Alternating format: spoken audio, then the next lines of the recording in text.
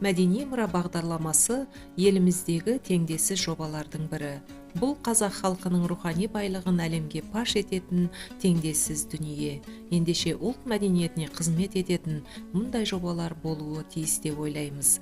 Адамзат тарихының күре тамыры мәдениет, ал мәдениеттің күре тамыры адамзаттың ақыл-ойы мен іс-әрекетін дүниеге әкелетін материалдық құндылықтар болып табылады. Бұл бәрімізге белгілі ақиқат.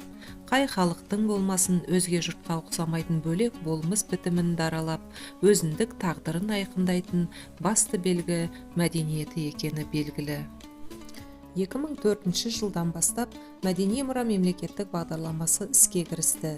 Оның ең бірінші аспектісі халықтың бай мәдени мұрасы арқылы қазақстандықтардың ұлттық сана сезімін дамыту мен бекітуге бағытталған.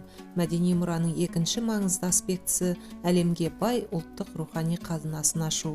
Бағдарламаның үшінші аспектісі тарих, философия, этнография, тіл, әдебиет, көркем өнер, музыка және тағы басқа ұлттық мұраны зерттеу жүйесін құру.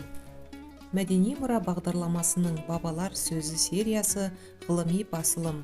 Бұл серияның негізгі принципі шығарманың табылған нұсқаларын жүйелеп, өзара салыстыра зерттеп, оның сюжеті мен жанрлық белгілері туралы толық көрініс беретін мәтінді оқырманға ұсыну. Бабалар сөзінің 1-9 томдарында шығыс халықтарының сюжетіне құрылған бұрын жарияланбаған хикаялық дастандар топтастырылған. Оннан 16 томдарында Қазан төңкерісінен кейін айрықша тыйым салынып, оқырмандар үшін жабық күйінде қалып келген 43 діни дастан енгізілген екен.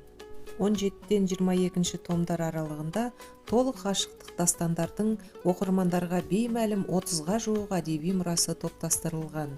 33-52 томдар аралығында батырлар жырына арналған болса, 56-63 томдар аралығында тарихи жырларға бағышталған.